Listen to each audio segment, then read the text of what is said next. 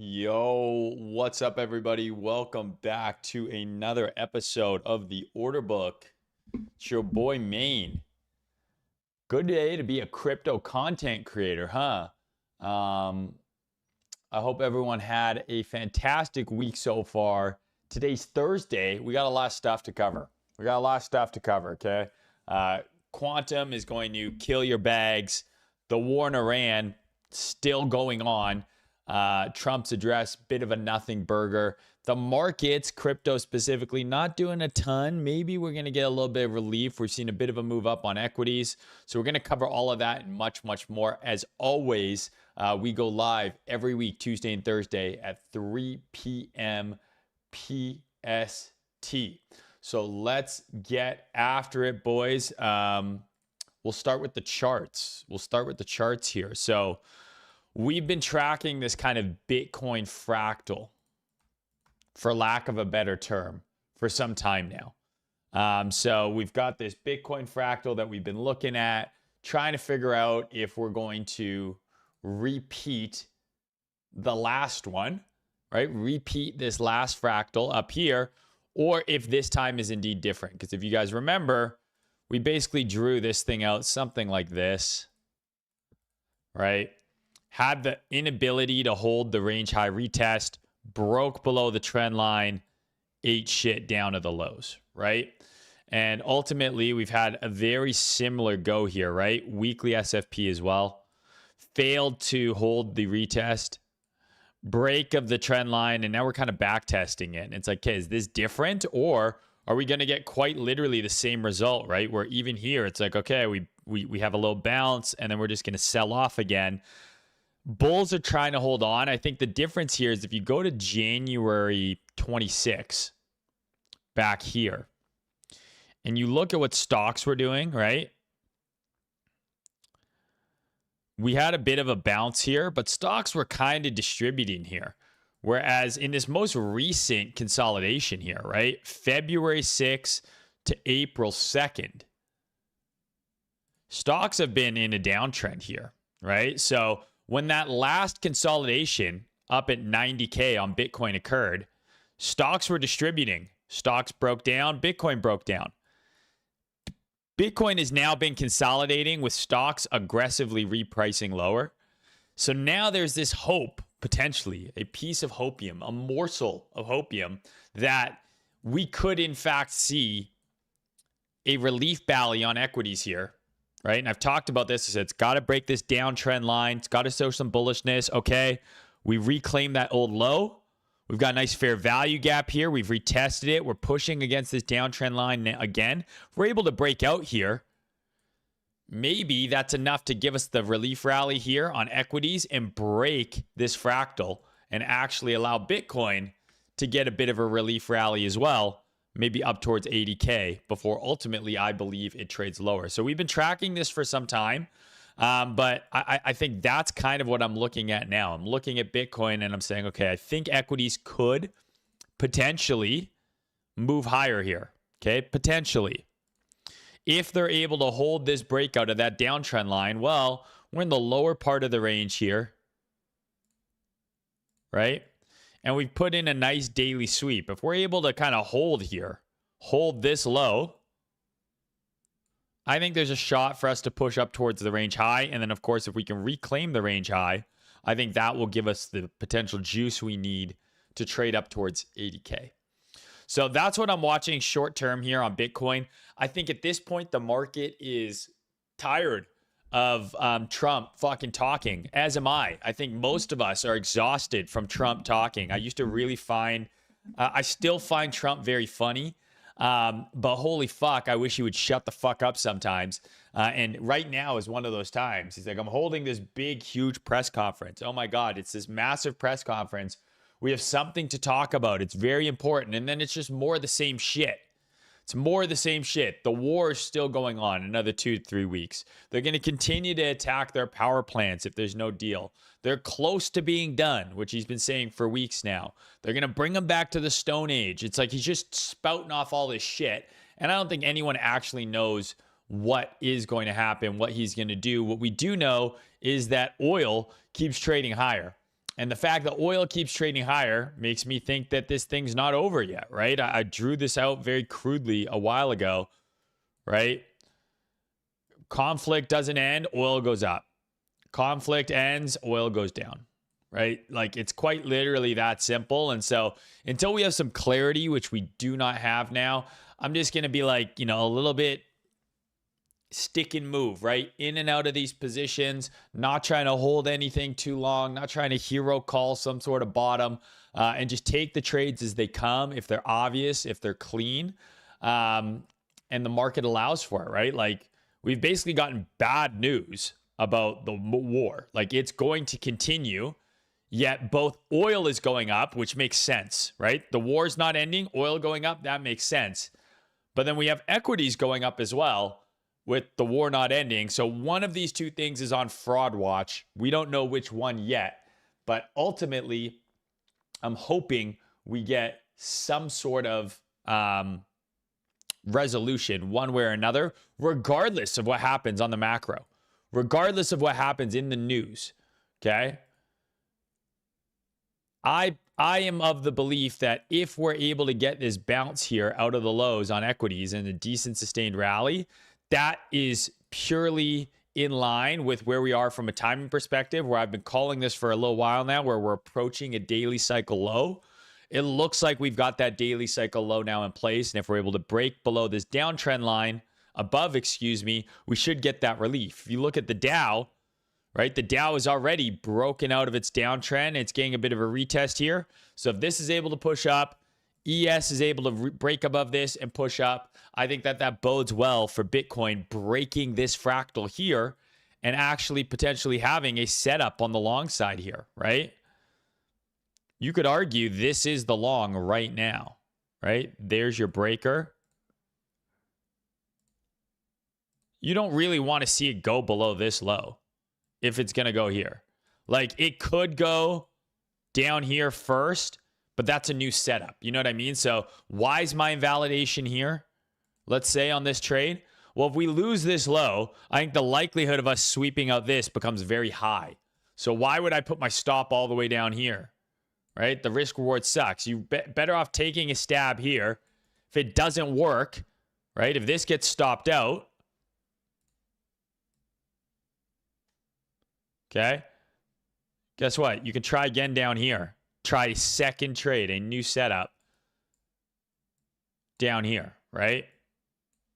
So that could be its own trade. But for now, I think we should probably hold this low if this thing's going to go. Because if it doesn't hold this low, I think that opens up the door for the range low retest, sweep of these 62K lows.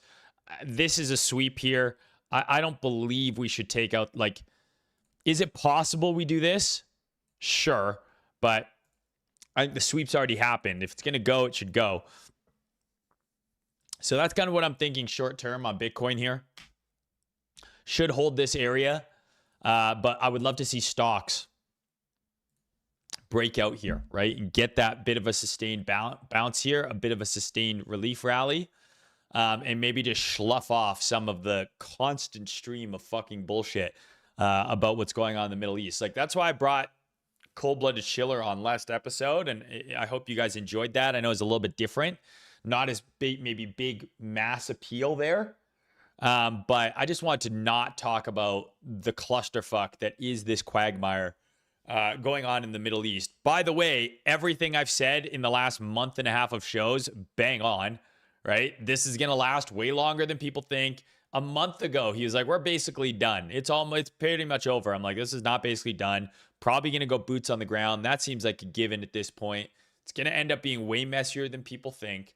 And most importantly, we called the top on the Dow. So what would be quite poetic, I think, right, is if you go back and watch our stream, no one else fucking called this like me. I have this on stream. I'm going to have to get Cody or one of the clippers to find it. But we did a stream right around here.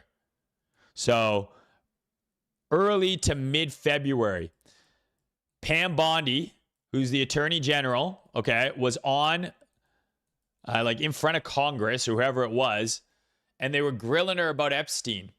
And she said, no one cares about Epstein. The American people don't care about Epstein. right? Because the Dow is at 50,000. And I said, what poetry would it be if Pam Bondi says, who cares about the Epstein list? The Dow's at 50,000. If that also happened to be the top of the Dow, because the chart looked like shit. Lo and behold, it was. Now, what has happened right here at the lows? Pam Bondi has been fired.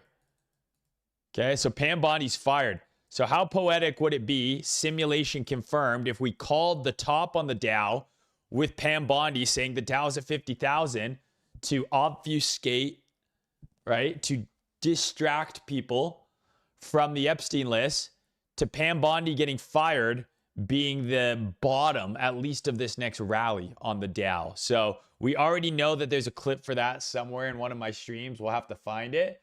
And this would be hilarious as the counterbalance, right, of that move is just Pam Bondi getting fired at the fucking lows. It would be chef's kiss. Okay, simulation confirmed.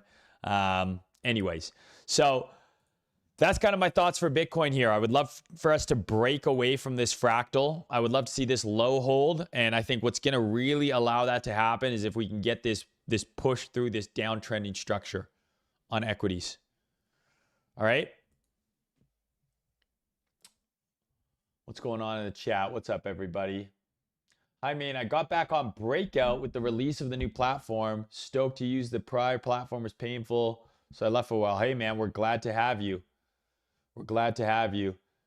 Daily cycle low. Are you a cycle trader? I wouldn't say I'm a cycle trader. I know how to use the cycles. I learned from Bob Lucas and guys like Camel Finance or other guys I've studied a little bit.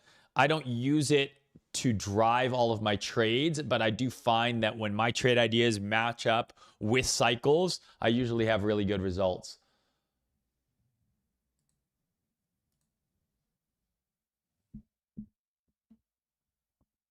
I know. I wish I could bring back my magic pen, but we're only sharing my browser, and so the pen doesn't show up on this. I'm gonna have to figure that out with Cody because I do miss using Epic Pen. I hate using the pen on TradingView. It's so annoying. Were you ever part of Tyler 1 Discord in 2016? I have no idea what that is. I'm not a buyer till October-ish. You're going to go sideways downward till then. I kind of agree with you. I kind of agree. I think the bottom of this bear market is, kind of late Q3, early Q4 of this year. So same page there, buddy. I think, this could end up being, how the bottom forms, right? Like some shit like this.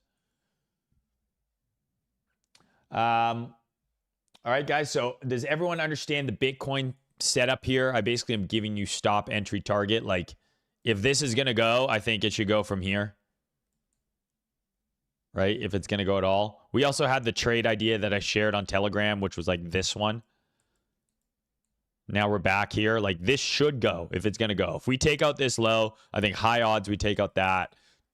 Trump says some bullshit, comes out on the timeline. Just pure grape. Pure grapes. Okay, let's look at Ethereum here.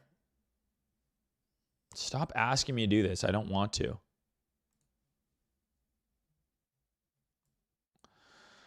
So ETH, I mean, we kind of drew out this same thing as Bitcoin, right? If it's unable to get back above the range high, rehold the retest, it looks bearish. And I mean, we look at ETH here now on the daily.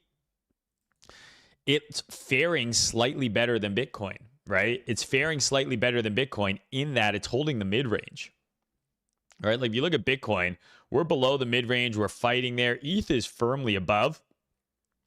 And it's still kind of holding its trend line. Like it's a little bit below. Depends how you want to draw it. That's the problem with trend lines. That's why I like horizontal levels. There's no subjectivity, right? So with a trend line, you could draw this as your trend line, right? You could say this is your trend line here. You could say, oh, I'm going to use the bodies. You could say this is your trend line here, right? And you could say, I'm going to do this. It's a little bit of, there's a little bit of subjectivity there, where with a range, it's like, this is just the fucking range. These are the horizontal levels. So the good news on ETH, I guess, sentences barely ever spoken, is we're kind of holding at the mid-range here, and we've put in a sweep on the daily, right, at the mid-range, confluent with the retest of the daily order block. We've taken out this old low, right, traded below that old low, reclaimed. If you zoom down to like the H4 here, you're absolutely going to have a breaker set up here, right? There's your breaker. So I don't know. Does it come and retest this? We've kind of got these lows here just floating. Does it come and do this first? One more shoot below 2,000, or does it just go up from here? It does not have to retest the breaker at all.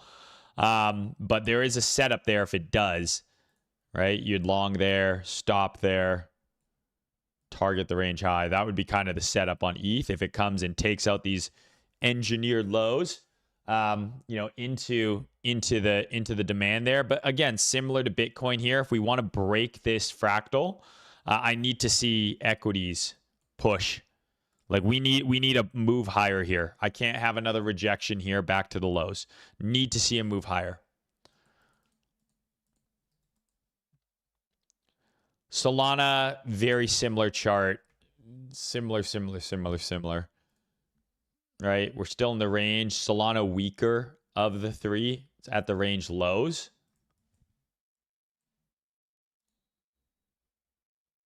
So Solana's weekly SFP, H12 breaker, this setup played on Solana, right? Where it hasn't played out all the way on Bitcoin and ETH. You could argue, there was your breaker here. There's your sweep, breaking structure. So you're shorting here. Risk reward wasn't great because of how wide the stop had to be and how far the break was. Probably 1-to-1. About a 1-to-1 there. But this is now back at the range low here. I'm not shorting Solana here, right? At the range low, we're not looking for shorts. We're actually looking in the lower part of the range for reasons to potentially get long, right? To potentially get bullish. Okay, well, maybe we're putting in a daily sweep here on Sol. So if we're able to put in a daily sweep, this candle closes in like 40 minutes, I think. Or no, an hour and a half, sorry. If we're able to put in a daily sweep here, all of a sudden, right, you have a setup here. Break above this high. That becomes your trade into the mid-range. Stop there.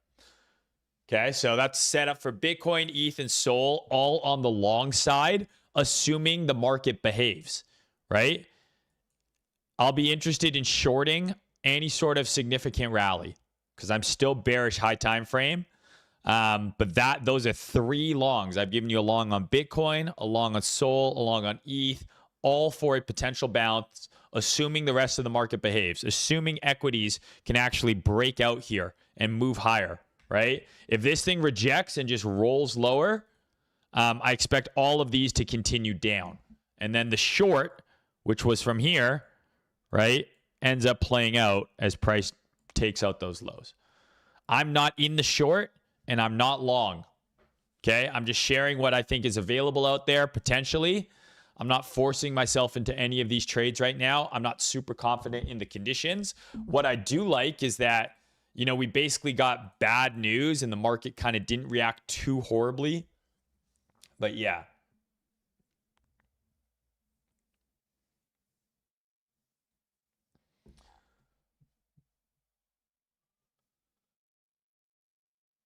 Yeah, we can look at NVIDIA and we can look at Tesla as well, for sure.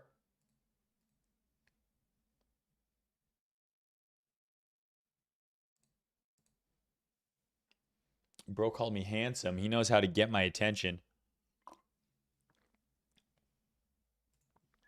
All right, real quick, guys, before I get into NVIDIA. Actually, I guess we can go into that right now. Is there anything else I want to talk about? Someone asked about TAO.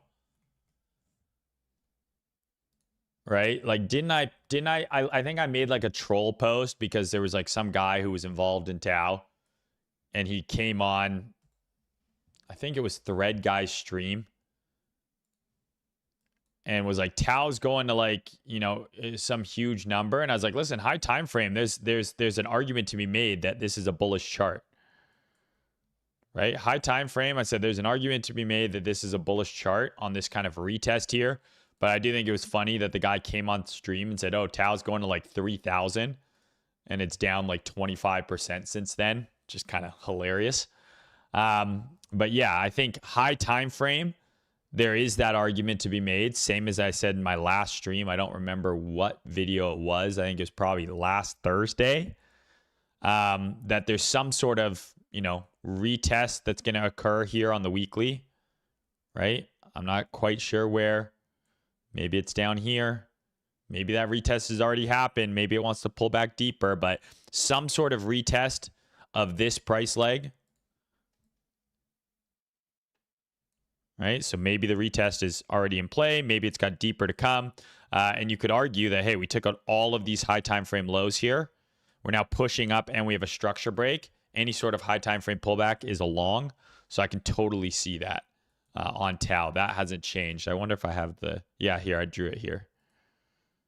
Right, so we drew something like this, right? This is when it got mentioned. So it was, maybe Tuesday's video, I guess.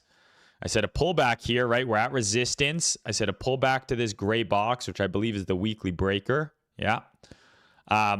Could potentially be a long, and that's kind of what we're seeing here, right? Maybe it digs in a little deeper, but if this thing's bullish, this retest should form a higher low relative to this one, and then a higher high.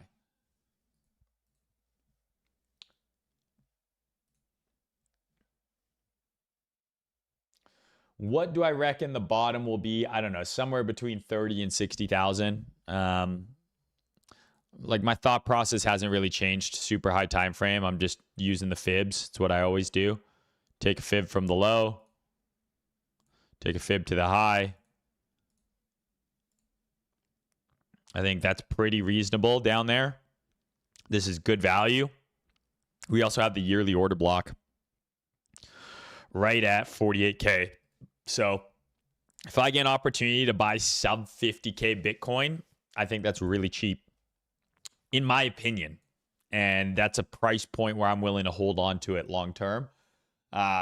Whether or not you believe that is a fair price, good value, that's completely up to you. But every bear market, I've used this exact same strategy. I've just pulled a fib from the low to the high. I'm looking to buy a deep retracement. This is exactly where the last bear market bottomed as well, right? Pull a fib from the low to the high. Where did the market bottom? Right in that deep fib retracement zone there. Right? There's your low, there's your high. Same thing. So yeah, 38 to 57K is the zone, but I think anything below 50K is good value, in my opinion.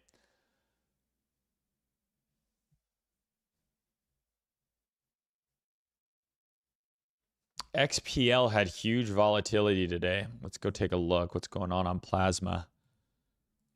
I don't know, man. Like, I feel like this coin, just ever since it came out, just down only. I guess you could argue that the selling is subsiding. I always talk about, like, the slope of the selling, right? Very aggressive selling, slightly less aggressive selling. Now we're arguably going sideways or even up, right? So it's kind of like there's your parabolic downtrend. The downtrend chills out a little bit. Then it starts going flattening out. And then maybe it can uptrend again. Well, we kind of have that here. Aggressive sell-off, slightly less aggressive. Now we're arguably slightly making higher lows here. Still very much in a range. But if it's able to break out of this range, this thing all of a sudden looks not that bad for potentially some relief here. But yeah, crazy volatile candle here. I don't know what happened here, but this is a 50% move up followed by a 30% drop. So be careful, especially if you're trying to trade this thing with some leverage, right?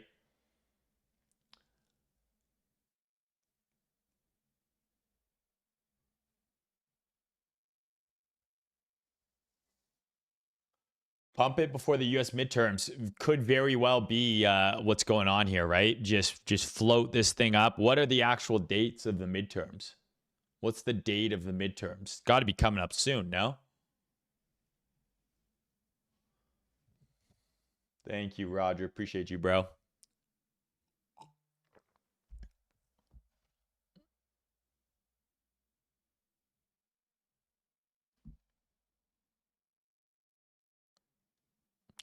All right, we're going to look at NVIDIA. We're going to look at Tesla. I know those just got requested.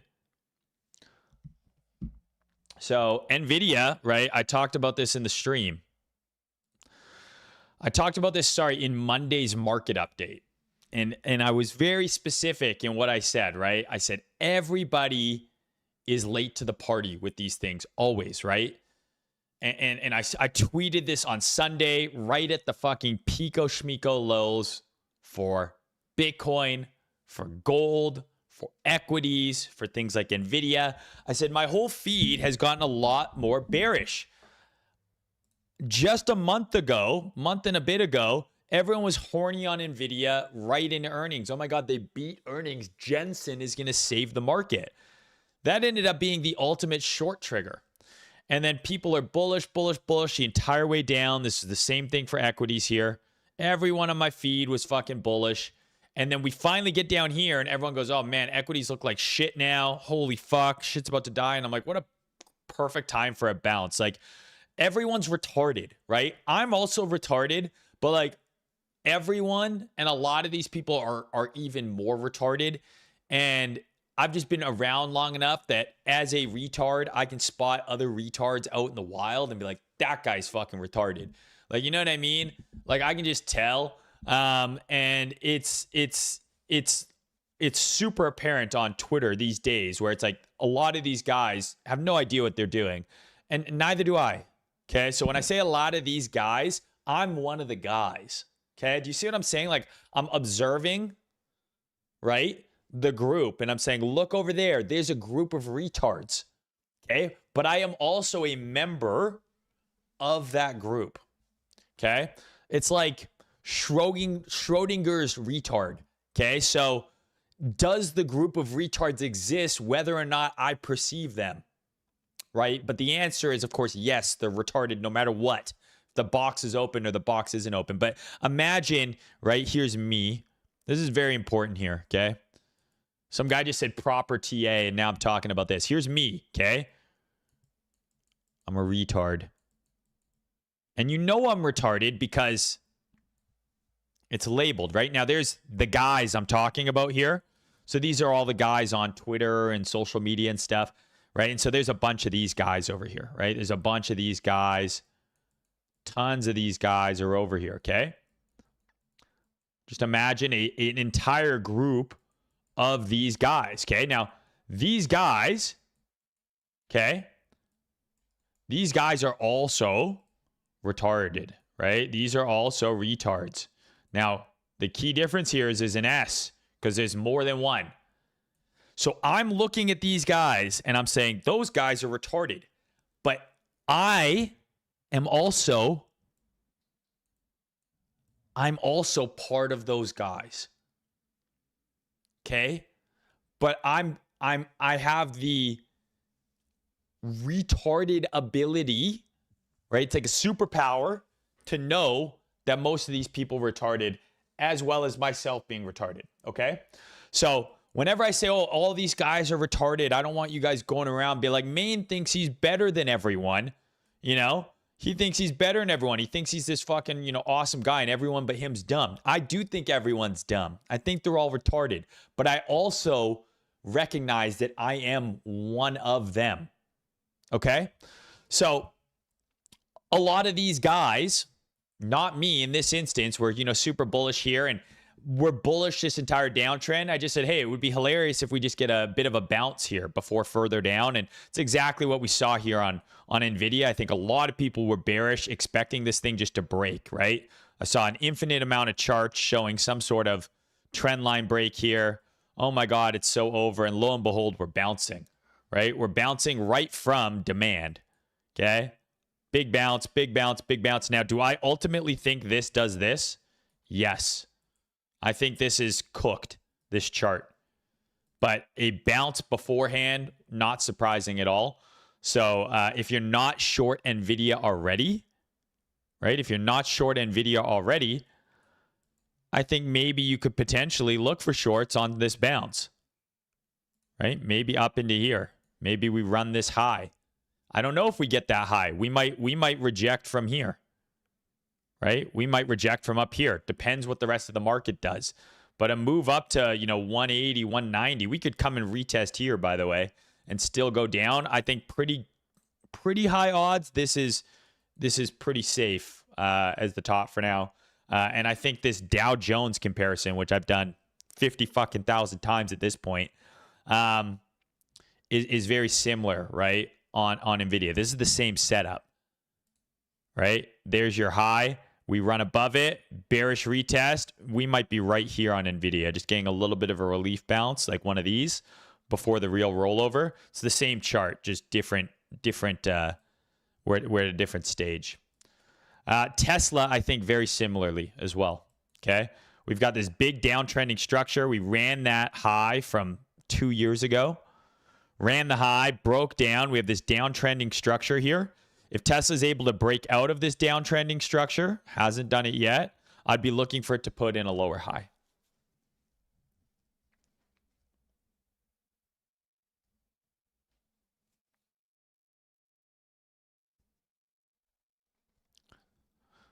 But that's my views for now on the market. And of course, anything can change. But what I really am most focused on is I want to see this. Like, that's kind of my ideal scenario right now. But as you guys know, I don't try and predict 5 moves in advance. I'm just trying to predict one. And so what I would like to see next on equities is a move higher above this downtrending structure. That's what I would like to see on equities here. Right? NQ. Big level right here. Trying to reclaim right now. Maybe get a little bit of a push higher.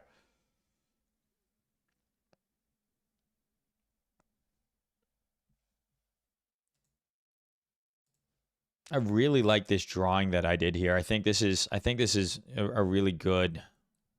This is really good stuff here. Okay? Yes, they are called the herd. It's another good name of them. You want me to do TA on grind? Like Grindr? Is this the gay Tinder? Is that what this is?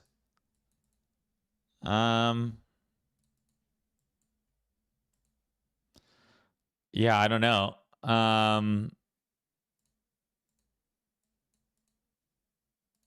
Like we took out Q4's low, like last year Q4 low. We took out last year's low, right? So that's a key level there, I'd say. Last year low. So if you're looking at this thing on like the lower time frame and you're like, what's going on here? Why is that fucking text tiny, first of all?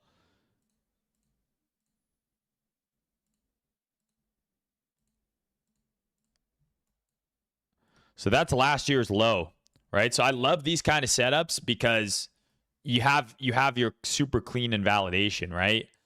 Like if this thing's bullish, this is the low of the year. It took out last year's low, right? So if this thing's going to go up, there's your invalidation is below that low there.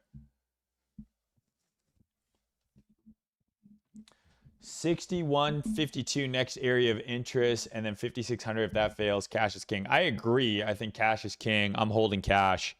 I'm pretty heavily cashed other than some spot Bitcoin. And yeah, I mean, if you guys have been following these videos at all, we're short the top. So we have the luxury of big chillin' because we're short equities from the top. Publicly, I might add, right? I gave you guys stop entry target well over a month and a half ago. So we're chilling, man. The dollar, right, still at this critical area here. We got to see if it's just going to reclaim this or if it's got one more pullback in it. But similar to Grindr, right? Using last year's low as the setup, right? The invalidation. Ran last year's low, back above. It should hold this low now if it's bullish.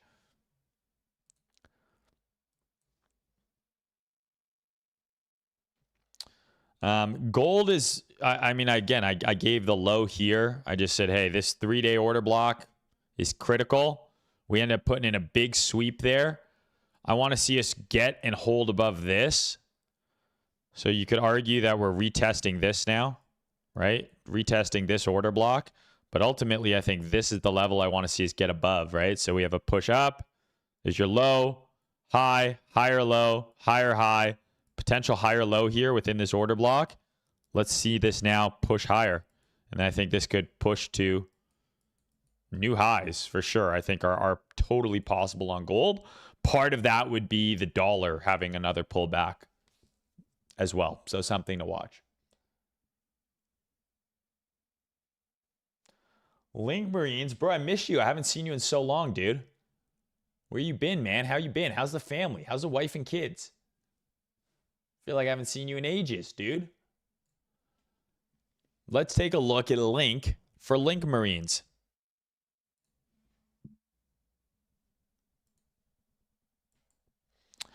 Funnily enough, dude, like I think that this is like probably actually a really good time to look at Link. Do I think it can go lower? Yeah, 100%. But the same reason I took this long, for those that remember, this is from years ago on YouTube. We smacked this long on Link. I really like these setups like this, okay? Where you have this, like, you have, where's my little fucking bar? Okay, we have like a clear, like, level. Oh, fuck you. Like, we have a level here, right? Obviously. You know? And below that level, we have this entire area of consolidation, right? And then this huge move up. We retested this area here. Big bounce. Well, guess what? We're now retesting this prior consolidation again here, right? We're retesting it again here. So this is actually a pretty interesting area, right? This is obviously an area of accumulation for Link. There's accumulation here. And then it tripled, quadrupled in price. Synctupled, right? 5x, right? 6 to 28. That's 5x. Just about. Because it hit 30. Yeah, 6 to 30, 5x. So it's back now at this point of origin. So I actually think this is an interesting area to look at Link. And then if you zoom out, right? If you go to like the yearly chart here, right? Well, we've taken out 2024's low. Go down to the quarterly chart. It's an SFP on the quarterly. Go down to the monthly. It's an SFP on the monthly. Go down to the weekly. It's an SFP on the weekly. All confluent with this prior area of accumulation. So I do think that if you are looking for something to potentially bounce, assuming the rest of the market can go up, if Bitcoin goes to 50K tomorrow, this is going down, right? But if Bitcoin can rally to 75K or 80K, this chart all of a sudden starts to look kind of interesting. It's still ranging, right? As you get to the lower time frames here, still very much in a clear range here.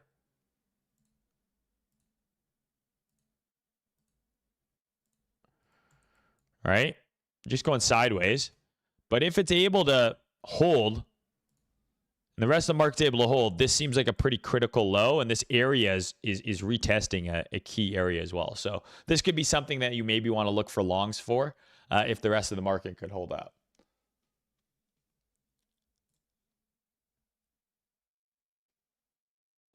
But I am I'm not a Link believer. Like I've never really held Link. I don't understand it. I don't know what it fucking does. I just trade the chart. And we've had many battles, Link Marine, my friend, on this channel about Link. And it's looked bad. And I've told you so before. And I've told you when it's looked good. And right now is one of those times where it kind of looks interesting, right? So kind of looks interesting down here. Something to pay attention to. Roger says, unless the Ayatollah says he's buying Link, I'm out. Isn't the Ayatollah dead? Is that the joke? That he'll never say it? But yeah, Link Marine, bro. Welcome back. I'm not going to add more to my shorts on S&P. I'm very happy with my position there. I'm not going to touch it. I'm just going to let it ride. If we get a bounce, I don't think it should bounce back to my entry. It could, but I'm pretty happy to hold on to this thing, however it goes. All right, guys, let's get into some news and whatnot. We'll continue flipping back and forth between the charts, and if you guys have any questions, of course, please let me know. But I want to talk about some news real quick. But before I do that, make sure you guys are following the Order Book socials, please. Order Book Show on Twitter, 2,300. It's not bad. We're building in a bear market, guys. I would love to get this separate channel to 10K subs. That would be super awesome. I know it's going to be a little bit slow and steady grind, but we'll get there. So make sure you're following on Twitter. Make sure you're following the Instagram as well. We're posting lots of awesome clips there. The Order Book Show over on Twitter. Order Book Show on Twitter. The Order Book Show on Instagram, excuse me. Shout out to one of the sponsors here, guys, of the show, NATO. So if you're looking to earn some ink, NATO's where you need to be trading. You want to sign up. The ref link is below. They're limited. There's not that many. You still can't just go to NATO and start trading. You need an invite link. I've included mine in the description here.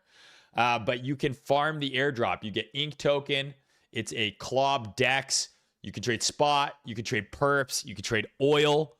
Get 4 times the points for trading oil. If you think you're a genius and you want to speculate on oil, you can do it on NATO. They're giving away 950,000 points every single week, guys, and it's massively underfarmed. I've taken a couple of trades and gotten a ton of points every single week with like 1 or 2 trades. So underfarmed airdrop opportunity here. There's money on the floor. You should consider picking it up. They're tied to the ink token airdrop. All you got to do is trade and you'll get points. So head to NATO XYZ. Use my link below if you want to sign up. Shout out to the NATO team. So let's talk about Trump, guys. Let's talk about Trump and his speech. Who the fuck is at my door? Who the fuck could possibly be at the door? Sorry, guys. I'm not answering it. They'll go away. So Trump had an address of the nation, and I got flashbacks, right? Like, I got some flashbacks. Like, you remember, oh my God, they're still knocking, guys. Hold on.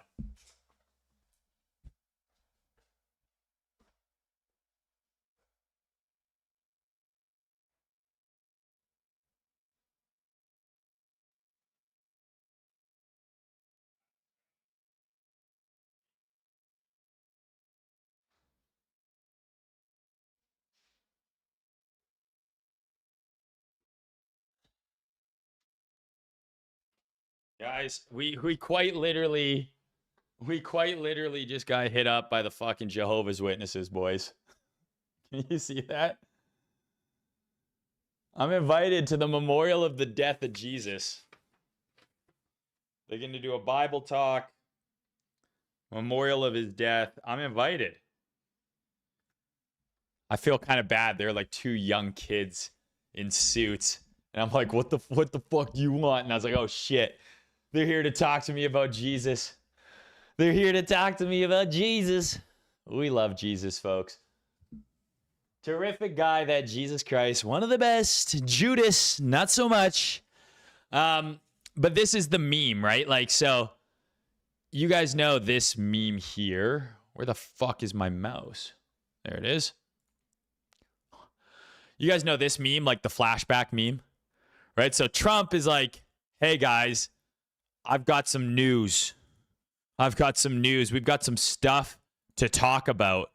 And he held like an all hands address the fucking nation. And I'm just like, okay, the last time Trump did like an all hands address the nation was a year ago. And it's when he announced the tariffs that ended up nuking the fuck out of the market. Now, obviously, he told everyone to buy the dip after before we had a face melter. But it was like literally a year ago to basically the day we had Liberation Day, where he was like, hey, guys, I've got some news. It's going to be very big. So I'm like, holy shit, like maybe he's going to announce like a ground invasion is confirmed. Like troops are on the ground, or maybe that it's over and that there was a peace deal. And so I had some flashbacks. I'm not going to lie. I had some flashbacks, and then it was kind of a nothing burger. Like the Iran war's going to last another 2 to 3 weeks. He's been saying that for a while now. The U.S. is going to continue to go after their power plants, and he took out a bridge, and he's like, the Iran bridge is falling. We're going to send them back to the Stone Age unless they make a deal. And that the U.S. is not going to import oil from the Strait of Hormuz in the future. Their Navy's gone, their Air Force is in ruin, and oil's up. And so this is why I said one of these markets is on fraud alert, because oil is trading like the conflict is not over, which it clearly isn't, right? And it's going to continue being not over. But the equities market is trading also like it's kind of been good news. And when we formed this bottom here, you guys got to remember when we formed the bottom, we had like talks of a ceasefire. Like the president of Iran, who knows, was like, hey, we want to make a deal. We just need some guarantees. And they're like, oh, this is great. And then the market pumped, right? Like the market is hungry for some sort of resolution in the Middle East. And then other people in Iran came out and were like, we don't know who the fuck that guy is. It's just some random dude. Whatever he says, fuck him. We're not making a deal. So it just seems messy. It seems like no one actually knows what's going on, but it seems like the market is starved for any crumb of good news and any sort of resolution. But this is, to me, the entire speech was nothing new. And the reason it was nothing new is because Trump has been talking nonstop every day for months, it seems like, saying the same shit. He's like, we're almost done. We're about to make a deal. It's all good. I'm thinking about Cuba now. And then 3 hours later, he's tweeting, we're just getting started in Iran. We're going to bomb the shit out of them, and then we're going to take Cuba. Like, it's just like a little much, man. I kind of missed the husk of a human who was, the skin puppet who was Joe Biden, who just stood up there and like wasn't even sentient or really there, because at least then the markets could just do their thing and we weren't basically waiting with bated breath to see what the fuck Trump was going to say for the day. What mood was he in? In the morning, he says the war is almost over. In the evening, boots are going on the ground. So a bit of a nothing burger, but I do think that the reaction in the market is a little telling in that like it's craving some sort of resolution here. And I don't know if it's going to get it. I've been saying this for some weeks now. I think this is a quagmire, and I think it's going to get worse before it gets better.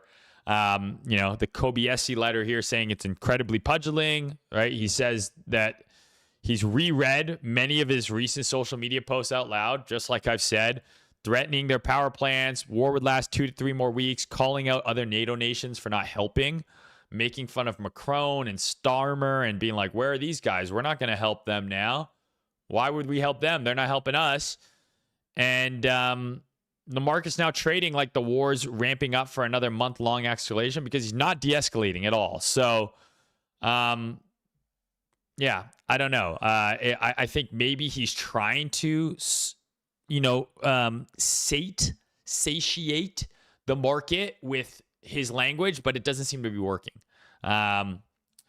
This is a bit of a contrarian take here. So two friends combined 44 years of experience in central bank, macro sales, and trading, helping you navigate crypto. Check out our free newsletter, link below. So this guy, 44 years experience between two people. That's almost as much experience as I have, seeing as I'm 52 years old.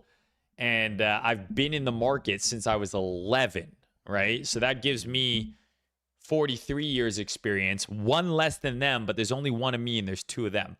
So he says that this is the correct take, that the market is offside. A lot of people are in cash, right? The downside's hedged. The sentiment was in the gutter into the coming week, past quarter end to So it was the end of the quarter, obviously, end of Q1. So liquidity is going to flow back into the market, and he thinks we're going to rip higher from here.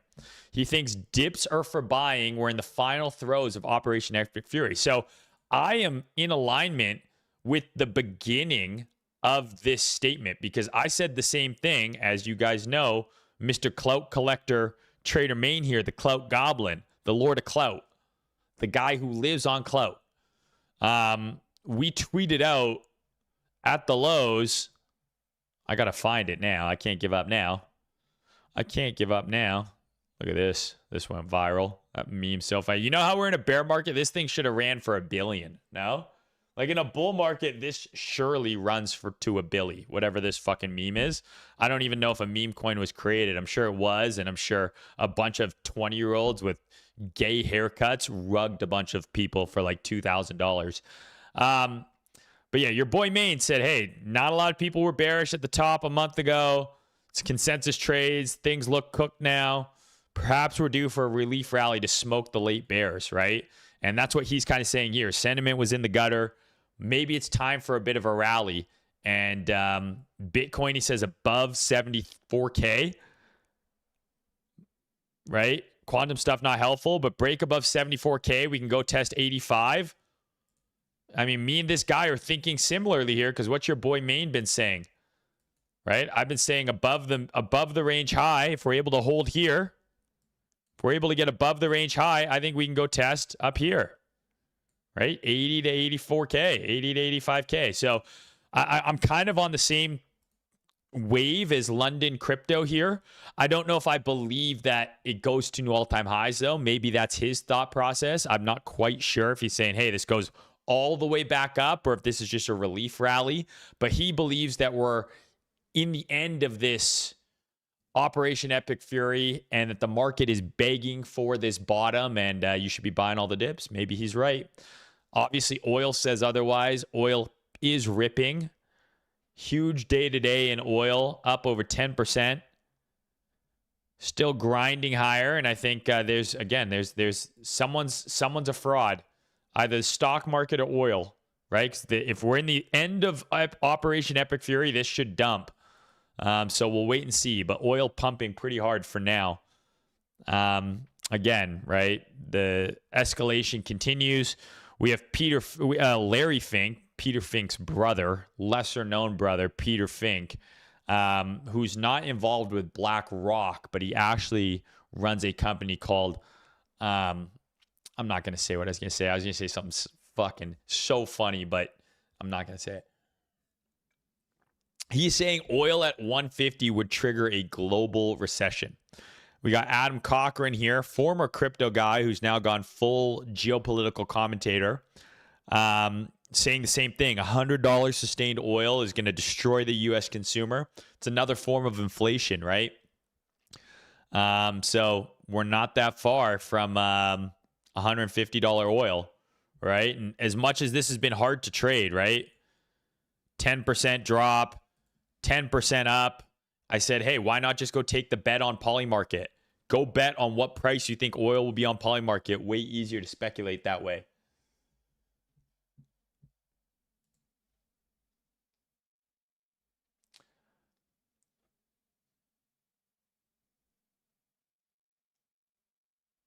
Metals were the first trap. Now it's retail. Or for retail, now it's oil. I mean, I don't know if the metals were a trap. Like, is this a trap? A multi-month, multi-fucking year bull run? Like, what is a trap about this other than maybe they got in late? But I mean, this has been in an uptrend for 4 years now.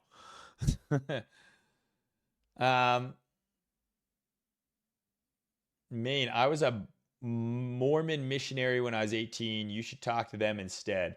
If they had any idea how many swear words I was saying up here, I think they would have ran away from my house. The moment they would have entered, they fucking, like the holy water would have started burning me.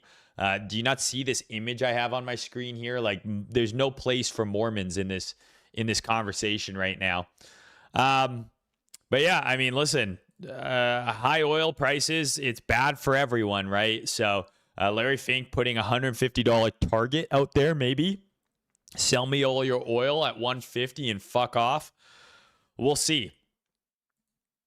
So guys, we did go back to the moon. Now I tweeted this. I tweeted this yesterday, and I said it's kind of crazy that we're going back to the moon, right? For the first time since 1972. Okay. And I'm like, no one's talking about it. And every comment is like, we're not landing, though. We're not landing. They're not actually going to the moon. It's a lunar flyby. I'm like, okay, so they're going to the moon. You know what I mean? Like, if I drive, if I drive to the store, but I don't go in the store, did I still drive to the store? Yes or no? Right? I didn't say we're landing on the moon. So we're going back to the moon. We're going to the fucking moon, right? So I love space. I think this is super cool. And like half the people here are like, we're not actually going there. They're doing a flyby. And the other half of the people, of course, are saying it's fake. But I think it's pretty cool that we're going back to the moon. I think it's dope. I think space is cool. But some people seem pretty upset about it. I think it's just the nature of crypto right now. Everyone's miserable. To me, the worst part, this is me, right? We're going back to the fucking moon. That's why this is cool. CNN, why do you want to be here? Because we're going back to the fucking moon.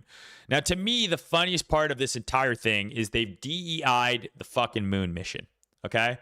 They DEI'd the moon mission. They've got like some sort of push being like, we've got a Canadian astronaut. We've got the first woman. We've got like the first person of color, all this stuff. It's like, first of all, how come the first Canadian is first? Why is being Canadian part of DEI now? Because we all know DEI is bullshit, right? And this to me is the epitome of why DEI is bullshit. But I have two problems with it. Number one, being Canadian is not like some sort of fucking disadvantage, you cunt. Second of all, like the idea that's like, this is our first woman. This is our first person of color going to the moon, right? Or doing this type of mission. It's like, bro, astronauts are some of the most accomplished people on the entire planet. They're usually got like multiple degrees. They're doctors. They're super fucking smart. They speak multiple languages. They're athletic. They're in incredible shape. They're physical specimens.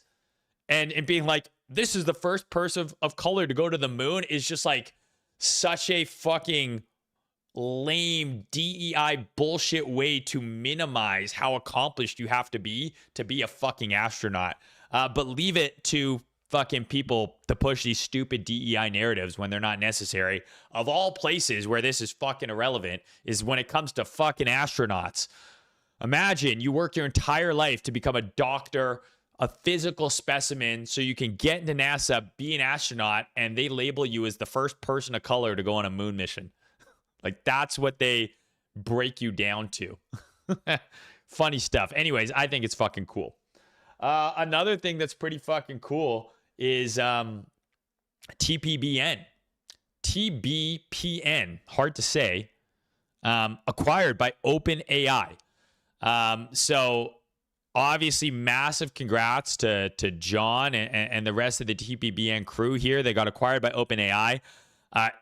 Sam Altman funded this guy's first company in 2013.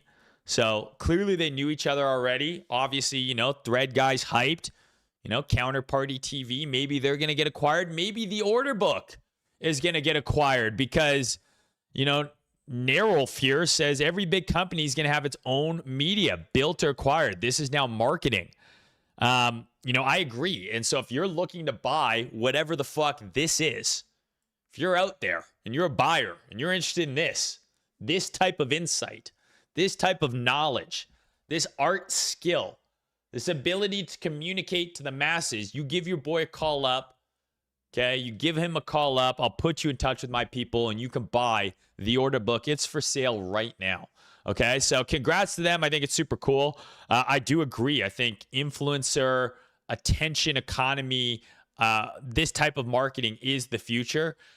So super cool to see this proven a little bit. Now, I'm pretty sure OpenAI is losing billions of dollars every single year, and there's some shady shit going on. Like, did they or did they not kill that guy? Hearsay, of course, I'm just speculating, but did they or did they not like kill that guy? And are they or are they not just raising money while continuing to lose infinite amount of money with seemingly no pathway to profitability? So in theory, did OpenAI actually buy TBPN, or did the people who keep giving OpenAI money actually buy it because OpenAI is not making money? They're losing actually billions of dollars. That being said, Anthropic, Claude, call your boy. No one wants to be purchased by ChatGPT anyways. It fucking sucks. Sycophantic fucking freak show of an AI LLM. We're Claude maxing. So Anthropic, give your boy a call. The order book is for sale. Try and teach an AI to do this. Okay? Try and teach an AI to do this. You can't. No AI is coming up with funny shit like this. I guarantee it. At least not in this model. You know what I mean? So congrats to John and his partner. I don't remember his other guy's name. This is obviously huge for, the unemployed. I'm just kidding.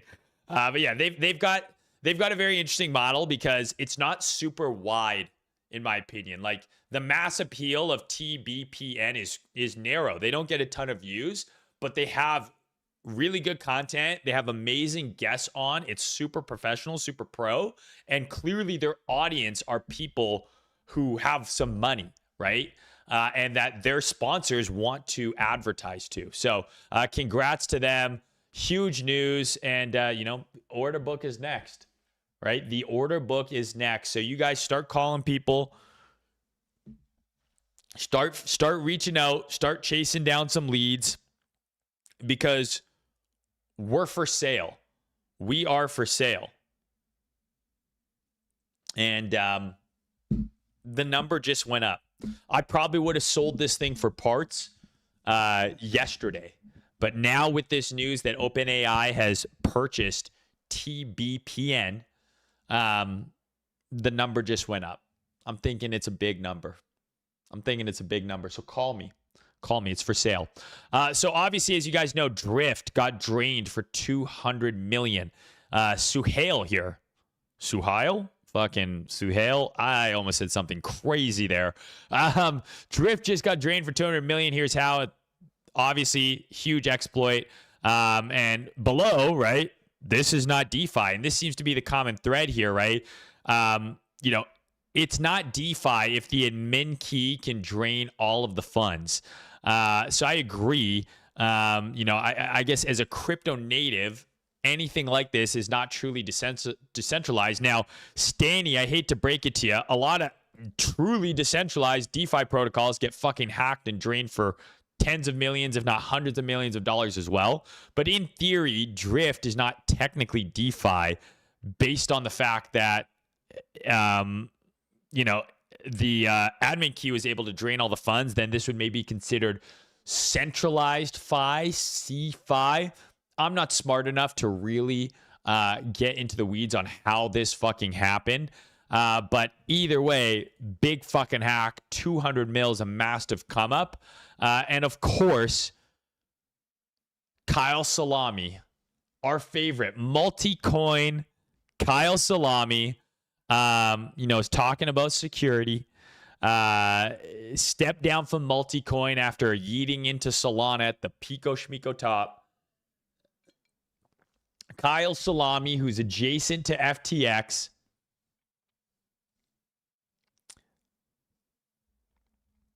is involved with Drift.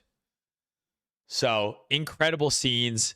I don't know. Does this guy go to jail at some point? Like, does this guy does he go to jail at some point? I don't know. But interesting to say nonetheless. So RIP Drift, your money just drifted away. Last but not least on the news front here, guys, we got the boy Rasmer saying that last bear market we had FTX, Luna, Celsius, 3AC. Now remember, these three were all connected, right? Luna going down caused the implosion of this other stuff. Okay. he's saying so far we have 1010, drift, what else? And what he's saying is generally in bear markets, right? Things start to blow up, things start to die, things start to explode, and then something happens that forms the bottom, right? So this last bear market, FTX going bankrupt was kind of the final nail in the coffin. So far, we've had 1010, right, which was the first breakdown. We've now got drift down here. What is the thing that gives us this final shove? Is it quantum, which we're going to talk about a little bit later? Is it something to do with strategy with Michael Saylor? Is it something to do with Tom Lee and all of the ETH that he's hoarding at the highest price imaginable? God, Tom Lee had such a funny fucking tweet. What was it? Yeah, dude. Bears today. And the breakout intern with the absolute fucking goated clapback. This deserves way more likes. Chris Paul hits a huge three to cut the lead down to 42. I'm pretty sure Tom Lee's average entry on ETH is an incomprehensible $4,000. His average entry is so high, it's hard to believe he was even able to fill the billions of dollars that he did at that price because we didn't spend a lot of time above $4,000.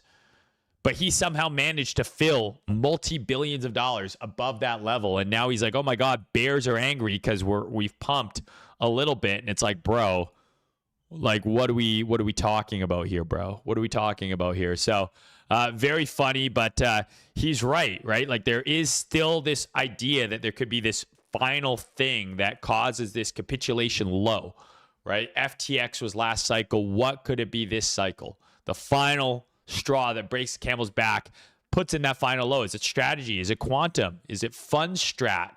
Is it another large hack? I genuinely don't know. But it'll be very interesting to see. Is it fucking full-on kinetic war in the Middle East with other countries getting involved? I genuinely don't know. But something to watch. And then last thing here, Runner. He says, I don't know who wants to hear this, but BTC is being aggressively sold by ETFs, the biggest BTC miners. They're pivoting to data centers and OGs. Now, I don't know if this is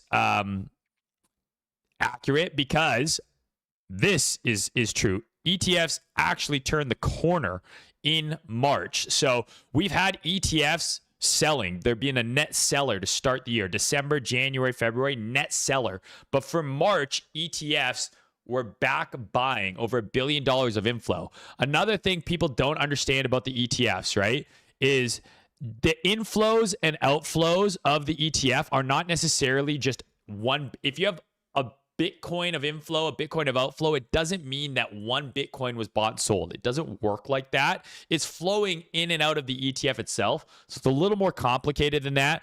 But in March, we did see net inflows in the ETF. Another thing to consider is if you look in the time since we've had the ETF for Bitcoin, back here, we had maximum inflows here, maximum outflows here.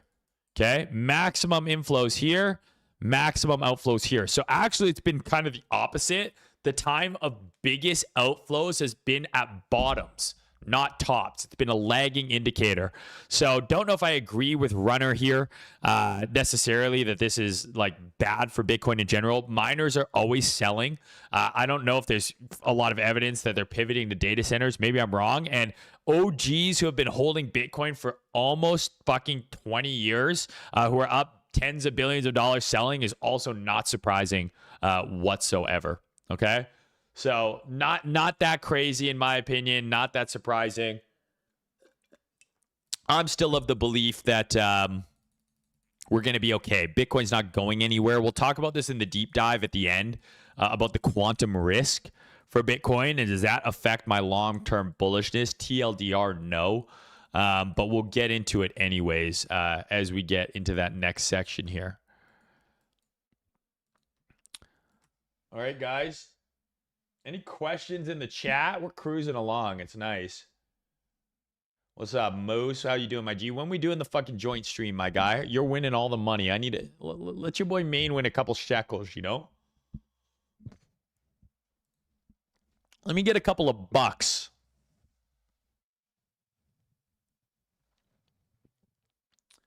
How much is the order book getting acquired for? I don't know. I think it starts with a B and it rhymes with gazillion. Thoughts on hype? Not really, bro. Oh, shout out to Moose with the gifted subs over on Kick, bro. I appreciate you, man.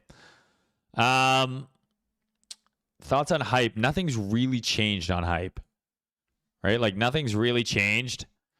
I wanted to see us hold this kind of retest. I think this $35 level is pretty critical here. And ultimately, right, we've got, if I draw, right, like this is a pretty big level for hype here. Resistance, support, support, resistance, resistance, potential support here. If we're going to pull back further, right, we've got demand down here. Otherwise, right, like the next target, if the market is bullish, if the whole market's going to go up and Bitcoin's going to trade to 75, 80K, I could totally see hype trading up towards here. But until then, I don't have any fucking changes here. It's very clearly in a little uptrend here. Let's see if that continues.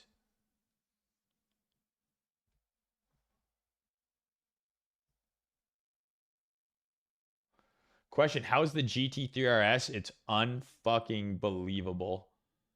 It's unfucking believable, bro. It's so fun to fucking drive. I love it. I wish I've had the ability to buy a supercar for a long time, but I never found them practical because I live in Canada. So it snows fucking half the year. It's gray and rainy and cold. Even though we have beautiful roads, it's not like owning a supercar in Florida or Dubai. Like people in Dubai and Florida with supercars is like, dude, it's gay. Okay, I've been to both those places, driven supercars. It's gay. You're driving on the highway. Dubai's the worst. You go on the highway, every 1 kilometer, there's a speed camera. People are like, oh, are you brokey? Just pay the ticket. It's not about the ticket. It's the fact that it's just fucking flat and straight. Whereas here on the West Coast, we have crazy mountains and hills. Like these are the places these cars are supposed to be driven. Like these Italian and German-made cars driven in the Alps and the mountains and on countryside roads, not on straight lines through the desert. Florida's kind of the same thing. It's just like straight lining it. I don't know. So we have unbelievable roads here. But I've always driven, like, for a while there, I had an RS5. I had an RS6.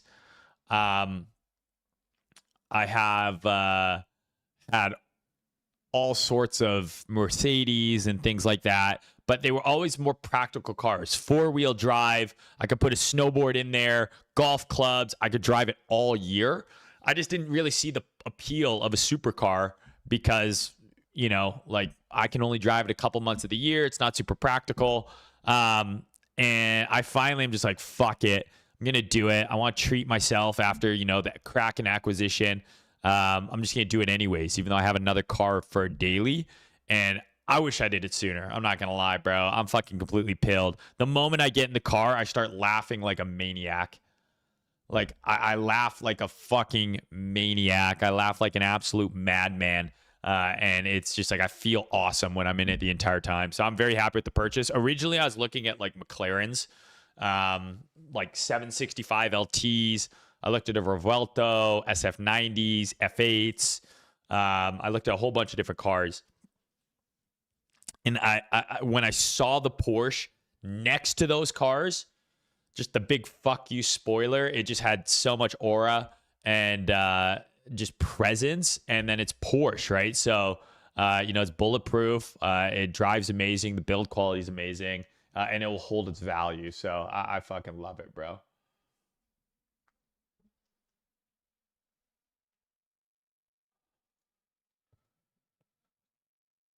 It's practical enough. I mean, a 2-seater supercar is not practical at all, especially when you have a wife you got a dog, you're going to have kids, you like to golf, you like to snowboard. It's not practical at all. But, you know, I have the ability to have more than one car, so it doesn't matter. It doesn't have to be practical. Doge, we can look at Doge. Yeah, I mean, I don't even know when I drew this, but I probably said, hey, it's got to get above the range high to be interesting. And that's still the case, right? A lot of altcoins. I've shown you TAO looked like this at the lows. Or not TAO, sorry, Link, excuse me, looked like this at the lows. It's, you know, a lot of these coins look similar. High time frame demand, and they're just consolidating here. So if the market can catch a bid, right? The market can catch a big, really aggressive sell-off, little less. Now it's flattened out. If the market can catch a bid, a lot of these alts can pump, but the market has to go up, right? This is 2 full months of price action here doing basically fuck all. And a lot of charts are very similar. Bitcoin's very similar. ETH is very similar. A lot of like crypto is just kind of going sideways. So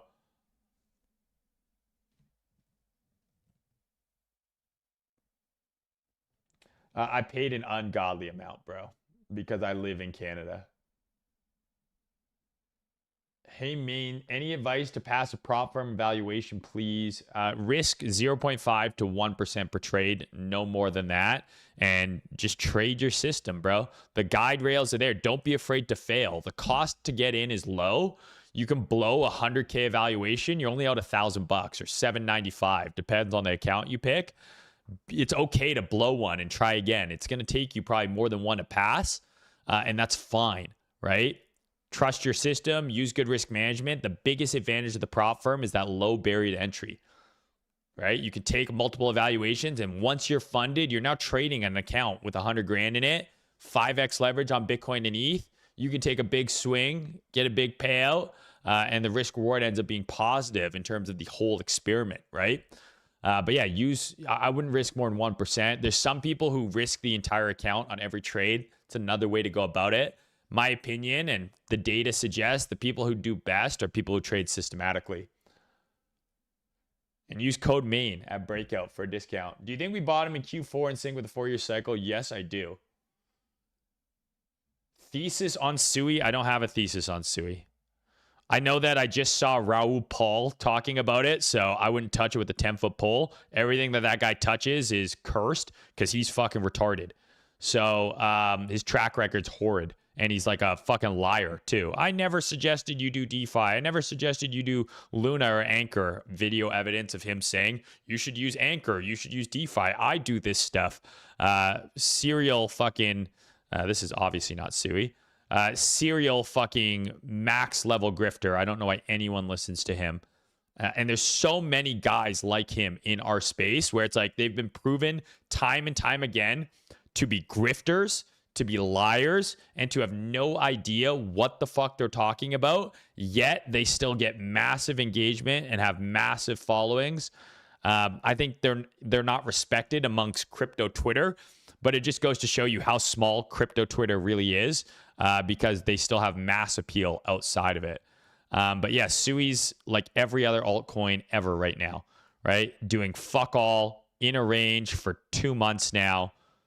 You know, I'll be interested once it gets out of this range. Until then, it looks just the same as Dogecoin, everything else. High time frame demand, it's going sideways. The market's got to do something. There's not much to look at here. Now, if you want to be trading the range, there's moves happening here, right? But this is not my trading conditions right now. Other than at the range extremes, I don't trade when we're in the middle of the range. So,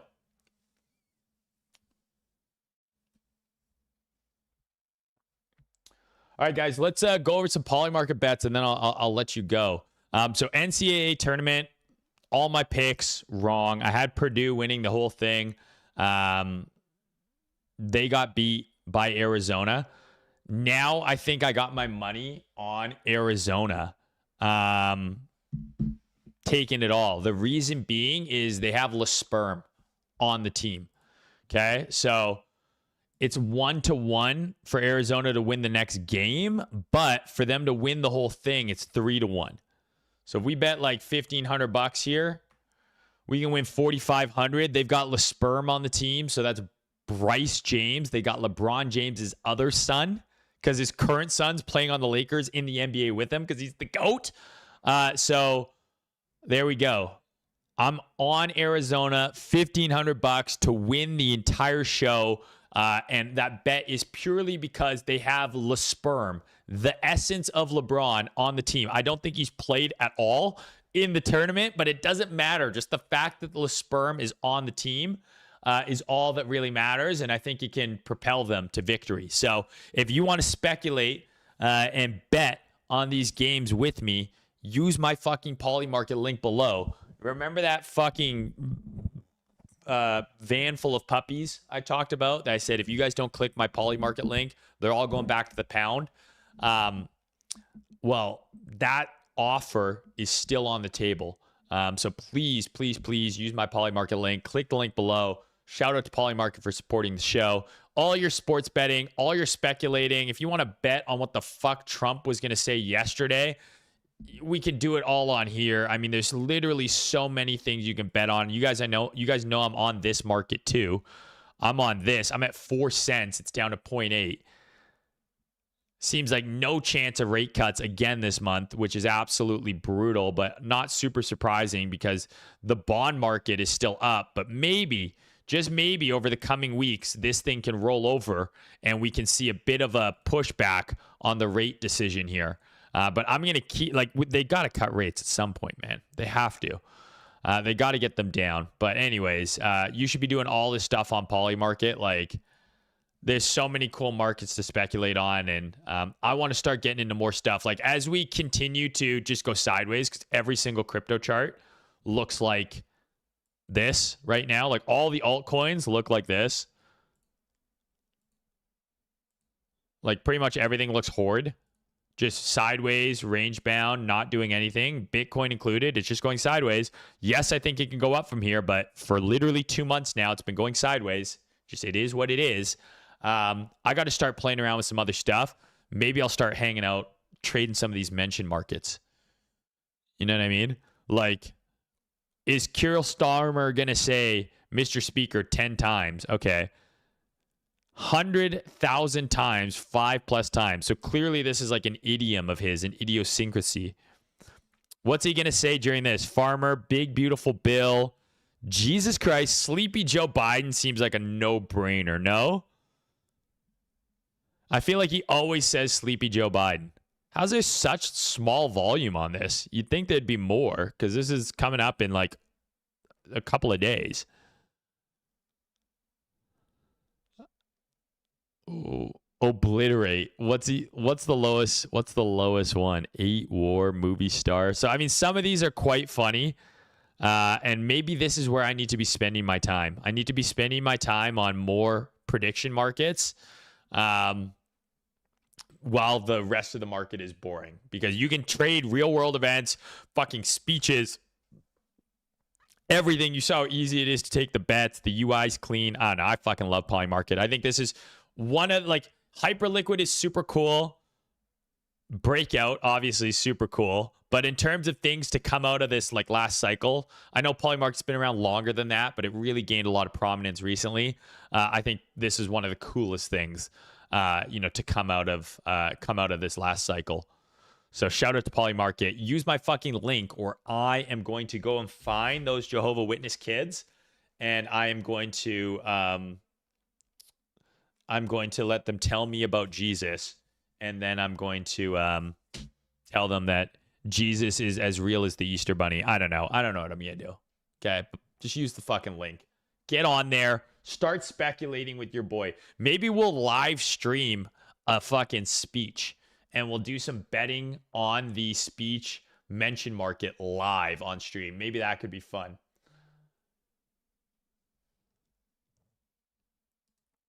Again, guys, pretty standard stuff here. Like, are they going to open the Strait of Hormuz?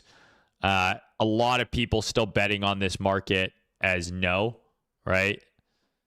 No is the consensus bet for the end of April. we've been talking about some of these markets for a while where you could just probably hammer no and probably make pretty good returns. Like Trump said 2 to 3 weeks to end the war.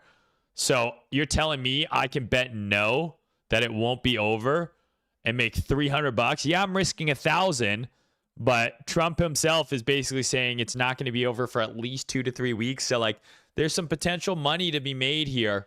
On the no side, it just assuming this thing continues to drag on, right? Which I think it probably will. Price of hype in 2026.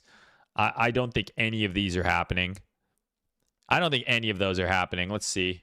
Pull the hype chart back up. I think like really bullish case scenario for hype is $50. Would be really bullish, but I don't think hype makes a new all-time high this year because I don't think the bull market starts until next year. So I don't think hype goes above 60 this year. I don't think it goes above 60 this year. So you could bet on no. I mean, it's almost 1-to-1 at 54. This is a little dicey. I don't think it goes to 54, to be honest with you, but it's possible. I definitely don't think it's going to 60 or 70 this year. But you can do this with Hyperliquid. You can do this with oil. My ref rewards tab, I don't think I've fucking made any fucking money. I've lost money on Polymarket, on this account at least. I've had a couple of bets work. But yeah. I don't know. I think no, probably the bet here. Definitely no on 100. Like I think this is like, do you slam this? Like it's just like it's $5K risk for $700 reward. So if I were to do $10,000 here, then we're talking about like a 10% return this year on your money. You get a 10% return on betting on something that's most likely not going to happen.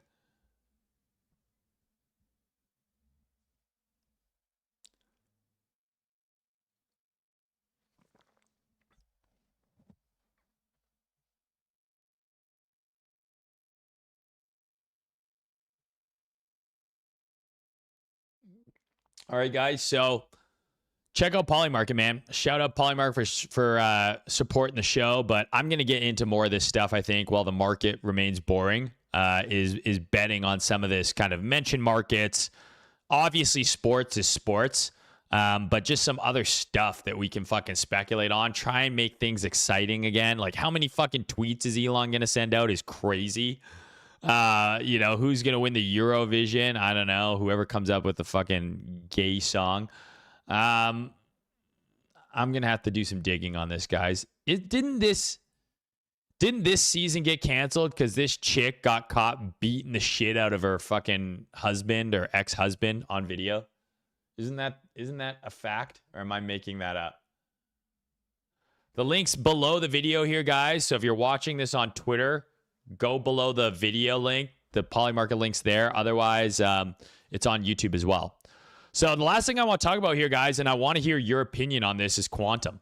Like, what are we thinking? What are we thinking here about quantum? Like, does anyone have an opinion on what's going on? Because basically Google released a paper with a warning saying like, hey, like we're going to be able to crack some of these crypto wallets a lot sooner and a lot more easy than expected. With fewer than 500,000 physical qubits, it could be broken in minutes. Google is urging the industry to speed up its shift to post-quantum cryptography. Now, I'm going to quickly say, guys, before we get into this section here, that I want you to refer to the chart here. Okay? I think a lot of people are posting, a lot of guys are posting retarded takes about quantum. But remember, I am one of those guys. The difference is I haven't posted about quantum because I don't know what the fuck I'm talking about. Okay? I can barely read half the words in this tweet. So for me to have some sort of fleshed out, thoughtful opinion, it's not really the case.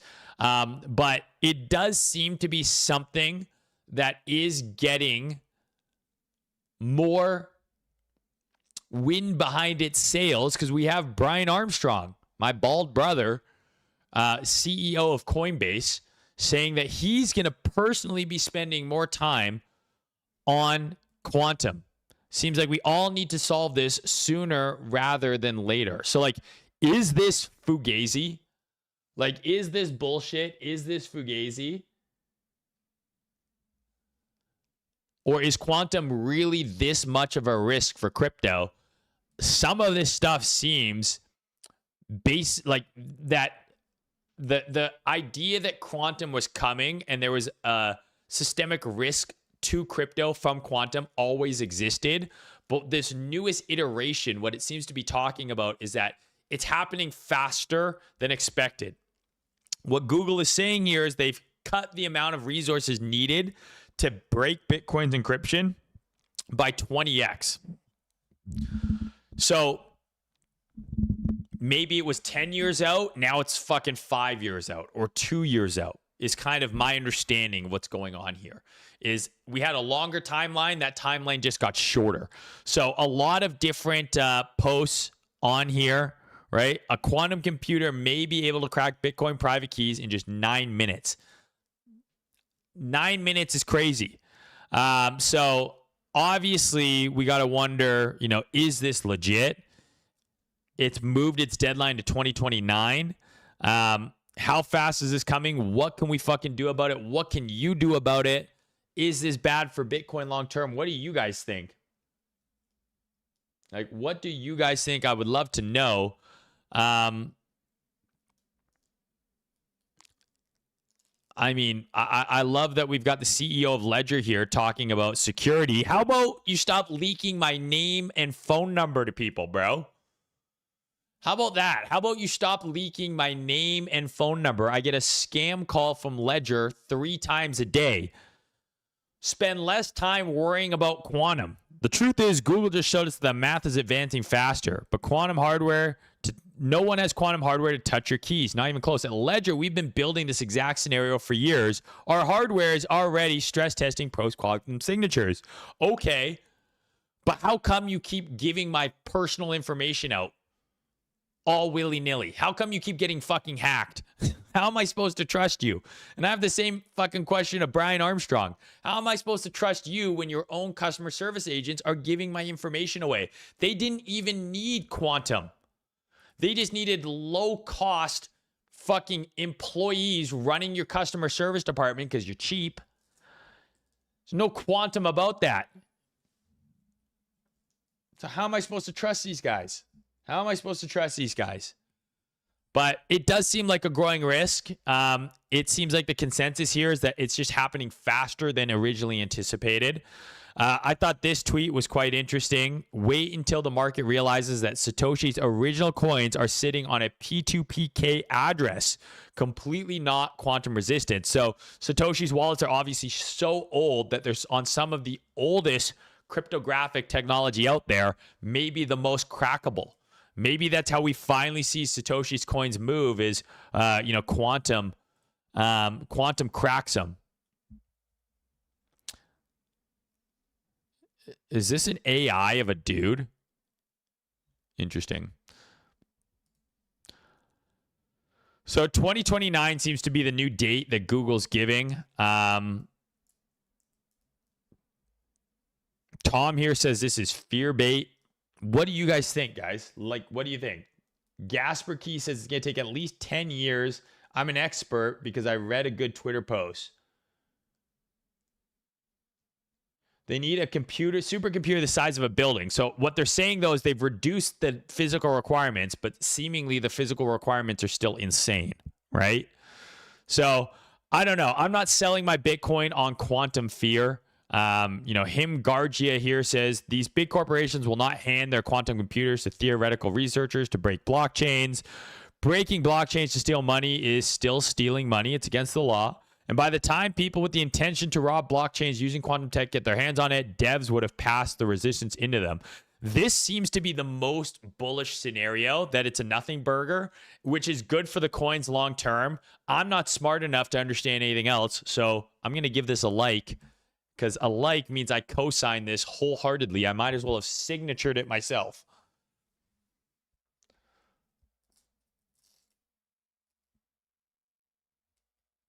But yeah, I don't know, guys. That's all I got for the deep dive here. Quantum, is this what Rasmer's talking about? Is the final thing that's going to crash the bull market some quantum scare for crypto? I don't know. We're going to find out soon, and we'll talk about it more in a future episode of the order book. I'm going to wrap it up today here, guys. I appreciate you all, as always, for tuning in. It means the world to me. If you want to support your boy, the easiest thing to do, like, comments, tell me I'm handsome below.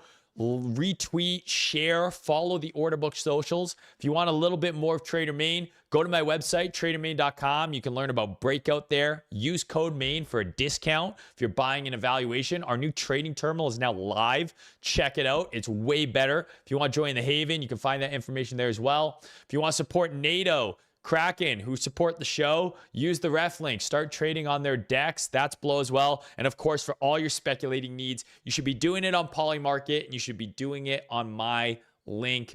Thank you so much for supporting your boy.